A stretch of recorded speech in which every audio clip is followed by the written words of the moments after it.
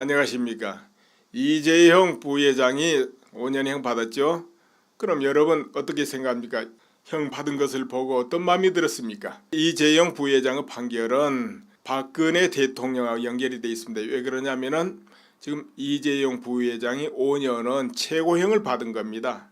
3자 뇌물죄 최고형입니다. 이거 뇌물죄로서 주는 사람은 5년이 최고형이거든요. 그럼 받는 입장은 어떻게 됩니까? 받는 입장은 액수에 의해서 증폭됩니다. 그렇기 때문에 엄청난 형을 받게 되는 것이죠. 이재용 부회장은 2심에 가서 예를 들어서 3년형이 나온다. 그러면은 집행유예로 내보내줄 수도 있고 이렇게 됩니다. 3년 이하는 집행유예를 줄 수가 있거든요. 판사가. 이렇게 되는 거기 때문에 이재용 부회장 입장에서는 길이 좀 있는 것이죠. 자, 그런데 여기에서 판결에 이런 말이 들어가 있다 이 말입니다. 묵시적 부정청탁이다 이런 말. 이거 어떤 법에 이런 용어가 있는지 나는 알 수가 없습니다. 이게 없다고 나는 생각이 드는데요.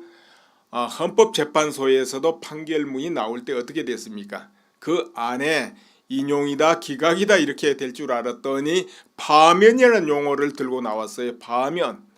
그렇죠? 그런데 이번에는 이제 묵시적 청탁이다. 묵시적이란 건 뭐겠습니까? 마음속에 있는 거 아니겠습니까? 마음속에만 있어도 처벌됩니다. 증거 필요 없습니다. 이제는 보니까. 자, 그렇다면은 이 묵시적 청탁이다 하면 어찌 됐든 이런 경우는 묵시적이든 어떻게 되든 증거가 뒷받침해 줘야 된다고 생각이 듭니다. 여러분은 어떻습니까? 그렇지 않습니까? 예로부터 이런 말이 있습니다. 심증은 가는데 증거가 없다. 심증만으로 유죄를 못 때리거든요. 심증은 가요. 분명히 심증이 가고 또 정황이 있고 이래도 증거가 분명하지 않으면은 유죄를 안 때리는 것이 이제 재판의 그 판례거든요. 왜 그러냐면 만약 의심이 가고 정황이 뭐 있고 아니면 여론이 나쁘니까 이래 가지고 유죄를 때리기 시작하면은 법이 흔들리고 무너져 버린다 이거예요. 여론이란 건 끝없이 이렇게 뒤집히고 또 선동위에서도 얼마든지 뒤집히고 그러잖아요. 그러니까 여론에 의해서 재판할 것 같으면은 재판이 필요가 없어요. 판사들이 무슨 필요 있겠습니까? 여론조사에서 벌 주면 되지. 그러니까 그건 안 되고 또 증거가 분명하지 못한데 안 한데 증거가 설령 분명해도 다음에 보면은 무죄로 밝혀진 경우가 많잖아요. 왜냐하면 증거라는 것도 만들어내는 수도 있기 때문에 또 잘못된 증거를 인용할 수도 있거든요. 그런데 증거도 없다, 제대로 없다 이것을 의심이라든가 아니면은 정황 이런 걸로 가지고 유죄를 때린다면은 이거 큰 문제가 생긴다 나는 그렇게 보는 거예요. 그럼 생각해 보세요. 앞으로 의심만 가도 죄를 준다면 그런데 우리나라 법에는 뭐가 있습니까? 형평성. 이 형평성이 맞아야 되도록 돼 있습니다.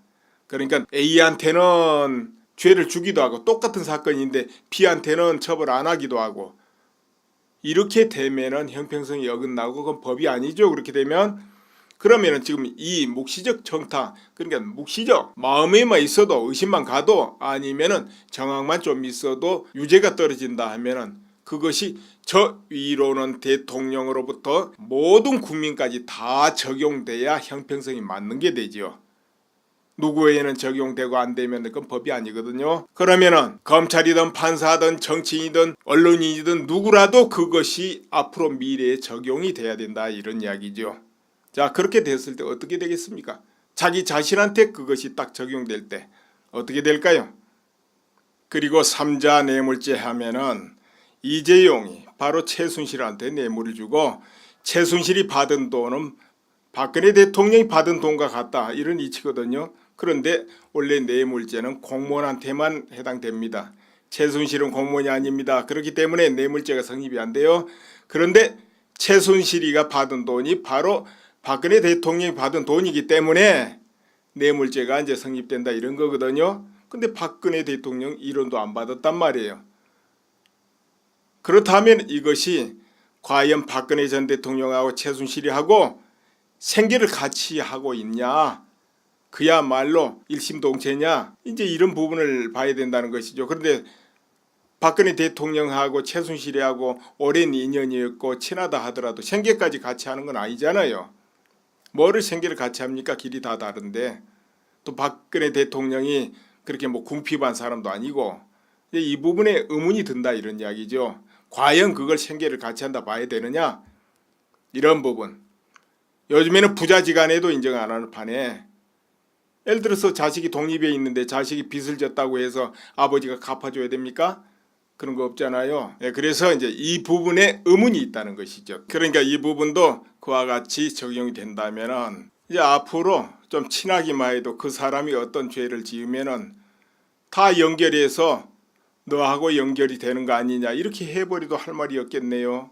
뭐 형제지간도 아니고 친척도 아니고 보좌관이 아니라도 좀 친하니까 너 같이 생계를 같이 하고 있지 않냐 이렇게 엮어버릴 수도 있겠네요. 이제 그건 그렇고 어찌 됐든 아무튼 문제는 의심만 가고 정황만 있어도 유죄 판결을 받을 수 있다는 거 이것이 문제예요. 그것이 누구든지 자신에게 그것이 돌아올 수 있는 것이죠. 지금 현재는 큰 권력을 가지고 있고 정치를 주무르고 있고 판결을 담당하고 있는 판사라도 그 자신한테 바로 이것이 갈 수 있다는 거 이런 것을 이제 생각해 봐야 돼요. 왜냐하면 힘이란 것은 영원하지 않고 늘 둥글둥글 돌고 뒤집히기 때문에 그러면 언제라도 적용된다는 거 자신에게 딱 적용된다 생각해 보세요. 자신에게 적용돼. 그럴 때 어떻게 되겠습니까? 그래서 법은 형평성이 맞아야 된다 그러는 거예요. 시대가 어떻게 바뀌든 봄이 되든 여름이 되든 똑같이 적용돼야 일관성이 있어야 그래야 안심할 수 있는 거거든요. 자, 그런데 원래 특검에서는 증거가 차고 넘친다 그랬죠. 그런데 차고 넘친 건 어디에도 없었어요. 없고 정황 묵시적 이렇게 있다 이렇게 나온 건데 이것이 과연 마땅한가 생각해 봐야 되겠죠. 그런데 모든 것은 또 대법원에 가서 결정이 되긴 되겠습니다. 그런데 대법원 김명수 판사가 지명이 됐습니다. 대법원장에 지명된 김명수 판사 이분이 현재 후보자입니다. 그럼 이분이 인준을 받아서 대법원장이 되면은 이제 대법관들이 또 쭉 지명되겠죠. 자, 그럴 때 거기 이제 대법원은 이제 성격이 또 만들어지겠죠. 그러면 어떻게 될까요? 결국 중요한 사건은 사건마다 대법원에서 나는데 자, 이거 어떻게 될 것 같습니까? 박근혜 대통령도 대법원을 거칠 거 아닙니까? 이제 이렇게 돼 있어요. 그러니까 여기에 대해서는 내가 이제 상세하게 뭐 말씀 안 드리겠습니다. 안 드리고 홍준표 대표 이도 대법원 판결을 앞두고 있습니다. 그러면 어떤 판결 받을까요? 결국 현 정부 뜻대로 판결이 날까요? 아니면 법대로 판결해서 유무죄 판결이 날까요? 그것도 여러분 생각해 보세요. 자, 이렇게 되어 있습니다. 과거에 이제 간첩죄 이런 거 있었잖아요. 그럼 과거에 간첩죄 유죄 판결을 받았던 사건도 돌이켜 가지고 무죄 판결 때리고 이거 많았죠. 뭐 증거가 좀 분명치 않다. 아니면 증거가 분명한데도 어떤 경우는 미란다 원칙을 어겼다. 미란다 원칙 알죠? 체포하기 전에 그 일러주는 거. 그걸 안 했다 해가지고 무죄 나온 것도 내가 본 것 같아요. 그렇게까지 하고 또 증거가 나왔는데도 더 큰 증거를 요구하고 무죄 내리기도 한 거 내가 기억이 좀 납니다만은 과연 이적죄, 여적죄, 간첩죄, 반역죄 그런 이제 중죄에도 막 그냥 의심만 가고 정황만 있고 그러면은 그렇게 판결 때릴까요? 아니면 그 경우는 증거를 수십 배, 100배를 요구할까요? 어떻게 될 것 같습니까? 아무튼 여러 가지로 앞으로 이제 여러분이 수많은 일을 이제 보게 될 것이고 그래도 거기까지는 그래도 뭐 그렇거니 하는데 더 큰 것도 경험할 수 있지 않겠냐 이렇게 봐지는데 그래서 여러분 마음을 굳게 먹고 있어야 될 것입니다. 굳게 어떤 경우에서도 흔들리지 않고 어떤 경우에서도 평등을 잃지 않고 어떤 경우에도 강함을 잃지 않는 그 마음을 유지하도록 하십시오. 그냥 어떤 거에서 흥분하고 스스로 흔들리고 무너지고 그러면 안 될 것이니까요. 그 마음에서 이렇게 됐으면 저렇게 됐으면 비우고 선이다 악이다 비우고 유불리를 지우고 그렇게 해서 평등하게 가지도록 하시는 것이 좋을 겁니다. 그러나 이런 게 있어요. 겨울이 지나면 봄이 오고 또 더운 여름이 지나면 가을 오고 그렇습니다. 언제나 세상은 돌고 돌고 늘 바뀌는 거예요. 하나로 길게 가질 않아요. 그렇다고 해서 너무 마음 조급하게 이제 먹으면 안 되겠죠. 그저 길게. 그래서 그 세상을 또 뜬구름과 같다, 꿈과 같다 이렇게도 말하고 그러지 않습니까? 또 더덥다 말하기도. 그러니까는 마음을 넓게 가지시기 바랍니다. 그리고 모든 것은 지은 대로 다 받아요. 이번에 이제 이 판결도 어떤 국민은 그것이 안 맞는 판결이다 이렇게 생각할 수도 있지만 한쪽에서는 그렇지 않죠. 정당한 판결 나왔다. 내가 언론에 듣고 하니까 틀림없이 이재용은 죄가 있는데 거기에 맞는 판결을 판사가 제대로 했다. 이렇게 하고 박수치는 국민들도 또 많을 거 아니에요. 이제 그 판단이 잘못됐든 뉴스 방송을 듣고 잘못 생각했든 어떻게 됐든 자기의 판단, 자기의 생각 여기에 의해서 모든 것은 또 자기들한테 돌아옵니다. 결과는 왜? 나만 피해가면 좋겠지만 아니거든요. 다 다가오게 돼 있습니다. 그것이 뒤집혀서 내한테 올 수 있다. 이것을 생각해야 되거든요. 특히나 지금 특권증이 있는 분들은 그걸 깊이 생각해 봐야 됩니다. 저 화살이 저쪽에만 가면 좋겠는데 저 화살이 나한테도 날아올 수 있다. 이거 생각해 봐야 됩니다. 그렇지 않겠습니까? 언제든지 화살은 방향을 바꿔서 날아올 수 있다.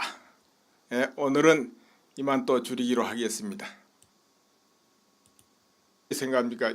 형 받은 것을 보고 어떤 마음이 들었습니까? 이재용 부회장의 판결은 박근혜 대통령하고 연결이 되어 있습니다. 왜 그러냐면은 지금 이재용 부회장이 5년은 최고형을 받은 겁니다. 3자 뇌물죄 최고형입니다. 이거 뇌물죄로서 주는 사람은 5년이 최고형이거든요. 그럼 받는 입장은 어떻게 됩니까? 받는 입장은 액수에 의해서 증폭됩니다. 그렇기 때문에 엄청난 형을 받게 되는 것이죠. 이재용 부회장은 2심에 가서 예를 들어서 3년형이 나온다. 그러면은 집행유예로 내보내 줄 수도 있고 이렇게 됩니다. 3년 이하는 집행유예를 줄 수가 있거든요. 판사가. 이렇게 되는 거기 때문에 이재용 부회장 입장에서는 길이 좀 있는 것이죠. 그런데 여기에서 판결에 이런 말이 들어가 있다 이 말입니다. 묵시적 부정청탁이다 이런 말. 이거 어떤 법에 이런 용어가 있는지 나는 알 수가 없습니다. 이게 없다고 나는 생각이 드는데요. 헌법재판소에서도 판결문이 나올 때 어떻게 됐습니까? 그 안에 인용이다 기각이다 이렇게 될 줄 알았더니 파면이라는 용어를 들고 나왔어요. 파면. 그렇죠? 그런데 이번에는 이제 묵시적 청탁이다. 묵시적이란 건 뭐겠습니까? 마음속에 있는 거 아니겠습니까? 마음속에만 있어도 처벌됩니다. 증거 필요 없습니다. 이제 보니까. 자, 그렇다면은 이 묵시적 청탁이다 하면 어찌 됐든 이런 경우는 묵시적이든 어떻게 되든 증거가 뒷받침해 줘야 된다고 생각이 듭니다. 여러분은 어떻습니까? 그렇지 않습니까? 예로부터 이런 말이 있습니다. 심증은 가는데 증거가 없다. 심증만으로 유죄를 못 때리거든요. 심증은 가요. 분명히 심증이 가고 또 정황이 있고 이래도 증거가 분명하지 않으면은 유죄를 안 때리는 것이 이제 재판의 그 판례거든요. 왜 그러냐면 만약 의심이 가고 정황이 뭐 있고 아니면 여론이 나쁘니까 이래 가지고 유죄를 때리기 시작하면은 법이 흔들리고 무너져 버린다 이거예요. 여론이란 건 끝없이 이렇게 뒤집히고 또 선동위에서도 얼마든지 뒤집히고 그러잖아요. 그렇게 여론에 의해서 재판할 것 같으면은 재판이 필요가 없어요. 판사들이 무슨 필요 있겠습니까? 여론조사에서 벌 주면 되지. 그러니까 그건 안 되고 또 증거가 분명하지 못한데 안 한데 증거가 설령 분명해도 다음에 보면은 무죄로 밝혀진 경우가 많잖아요. 왜냐하면 증거라는 것도 만들어내는 수도 있기 때문에 또 잘못된 증거를 인용할 수도 있거든요. 그런데 증거도 없다, 제대로 없다 이것을 의심이라든가 아니면은 정황 이런 걸로 가지고 유죄를 때린다면은 이거 큰 문제가 생긴다 나는 그렇게 보는 거예요. 증거가 없다. 심증만으로 유죄를 못 때리거든요. 심증은 가요. 분명히 심증이 가고 또 정황이 있고 이래도 증거가 분명하지 않으면은 유죄를 안 때리는 것이 이제 재판의 그 판례거든요. 왜 그러냐면 만약 의심이 가고 정황이 뭐 있고 아니면 여론이 나쁘니까 이래 가지고 유죄를 때리기 시작하면은 법이 흔들리고 무너져 버린다 이거예요. 여론이란 건 끝없이 이렇게 뒤집히고 또 선동위에서도 얼마든지 뒤집히고 그러잖아요. 그러니까 여론에 의해서 재판할 것 같으면은 재판이 필요가 없어요. 판사들이 무슨 필요 있겠습니까? 여론조사에서 벌 주면 되지. 그러니까 그건 안 되고 또 증거가 분명하지 못한데 안 한데 증거가 설령 분명해도 다음에 보면은 무죄로 밝혀진 경우가 많잖아요. 왜냐하면 증거라는 것도 만들어내는 수도 있기 때문에 또 잘못된 증거를 인용할 수도 있거든요. 그런데 증거도 없다, 제대로 없다 이것을 의심이라든가 아니면은 정황 이런 걸로 가지고 유죄를 때린다면은 이거 큰 문제가 생긴다 나는 그렇게 보는 거예요. 그럼 생각해 보세요. 앞으로 의심만 가도 죄를 준다면 그런데 우리나라 법에는 뭐가 있습니까? 형평성. 이 형평성이 맞아야 되도록 돼 있습니다. 그러니까 A한테는 죄를 주기도 하고 똑같은 사건인데 B한테는 처벌 안 하기도 하고 이렇게 되면은 형평성이 어긋나고 그건 법이 아니죠. 그렇게 되면 그러면은 지금 이 묵시적 청탁 그러니까 묵시적 마음에만 있어도 의심만 가도 아니면은 정황만 좀 있어도 유죄가 떨어진다 하면은 그것이 저 위로는 대통령으로부터 모든 국민까지 다 적용돼야 형평성이 맞는 게 되지요. 누구에게는 적용되고 안 되면 그건 법이 아니거든요. 그러면은 검찰이든 판사든 정치인이든 언론인이든 누구라도 그것이 앞으로 미래에 적용이 돼야 된다 이런 이야기죠. 자, 그렇게 됐을 때 어떻게 되겠습니까? 자기 자신한테 그것이 딱 적용될 때 어떻게 될까요? 그리고 3자 뇌물죄 하면은 이재용이 바로 최순실한테 뇌물을 주고 최순실이 받은 돈은 박근혜 대통령이 받은 돈과 같다 이런 이치거든요. 그런데 원래 뇌물죄는 공무원한테만 해당됩니다. 최순실은 공무원이 아닙니다. 그렇기 때문에 뇌물죄가 성립이 안 돼요. 그런데 최순실이가 받은 돈이 바로 박근혜 대통령이 받은 돈이기 때문에 뇌물죄가 이제 성립된다 이런 거거든요. 근데 박근혜 대통령 1원도 안 받았단 말이에요. 그렇다면 이것이 과연 박근혜 전 대통령하고 최순실이 하고 생계를 같이 하고 있냐? 그야말로 일심동체냐? 이제 이런 부분을 봐야 된다는 것이죠. 그런데 박근혜 대통령하고 최순실이하고 오랜 인연이 간첩죄 유죄 판결을 받았던 사건도 돌이켜 가지고 무죄 판결 때리고 이거 많았죠. 뭐 증거가 좀 분명치 않다. 아니면 증거가 분명한데도 어떤 경우는 미란다 원칙을 어겼다. 미란다 원칙 알죠? 체포하기 전에 그 일러주는 거. 그걸 안 했다 해가지고 무죄 나온 것도 내가 본 것 같아요. 그렇게까지 하고 또 증거가 나왔는데도 더 큰 증거를 요구하고 무죄 내리기도 한 거 내가 기억이 좀 납니다만은 과연 이적죄, 여적죄, 간첩죄, 반역죄 그런 이제 중죄에도 막 그냥 의심만 가고 정황만 있고 그러면은 그렇게 판결 때릴까요? 아니면 그 경우는 증거를 수십 배, 100배를 요구할까요? 어떻게 될 것 같습니까? 아무튼 여러 가지로 앞으로 이제 여러분이 수많은 일을 이제 보게 될 것이고 그래도 거기까지는 그래도 뭐 그렇거니 하는데 더 큰 것도 경험할 수 있지 않겠냐 이렇게 봐지는데 그래서 여러분 마음을 굳게 먹고 있어야 될 것입니다. 굳게 어떤 경우에서도 흔들리지 않고 어떤 경우에서도 평등을 잃지 않고 어떤 경우에도 강함을 잃지 않는 그 마음을 유지하도록 하십시오. 그냥 어떤 거에서 흥분하고 스스로 흔들리고 무너지고 그러면 안 될 것이니까요. 그 마음에서 이렇게 됐으면 저렇게 됐으면 비우고 선이다 악이다 비우고 유불리를 지우고 그렇게 해서 평등하게 가지도록 하시는 것이 좋을 겁니다. 그러나 이런 게 있어요. 겨울이 지나면 봄이 오고 또 더운 여름이 지나면 가을 오고 그렇습니다. 언제나 세상은 돌고 돌고 늘 바뀌는 거예요. 하나로 길게 가질 않아요. 그렇다고 해서 너무 마음 조급하게 이제 먹으면 안 되겠죠. 그저 길게. 그래서 그 세상을 또 뜬구름과 같다, 꿈과 같다 이렇게도 말하고 그러지 않습니까? 또 더덥다 말하기도. 그러니까는 마음을 넓게 가지시기 바랍니다. 그리고 모든 것은 지은 대로 다 받아요. 이번에 이제 이 판결도 어떤 국민은 그것이 안 맞는 판결이다 이렇게 생각할 수도 있지만 한쪽에서는 그렇지 않죠. 정당한 판결 나왔다. 내가 언론에 듣고 하니까 틀림없이 이주영은 죄가 있는데 거기에 맞는 판결을 판사가 제대로 했다. 이렇게 하고 박수치는 국민들도 또 많을 거 아니에요. 이제 그 판단이 잘못됐든 뉴스 방송을 듣고 잘못 생각했든 어떻게 됐든 자기의 판단, 자기의 생각 여기에 의해서 모든 것은 또 자기들한테 돌아옵니다. 결과는 왜? 나만 피해가면 좋겠지만 아니거든요. 다 다가오게 돼 있습니다. 그것이 뒤집혀서 내한테 올 수 있다. 이것을 생각해야 되거든요. 특히나 지금 특권증이 있는 분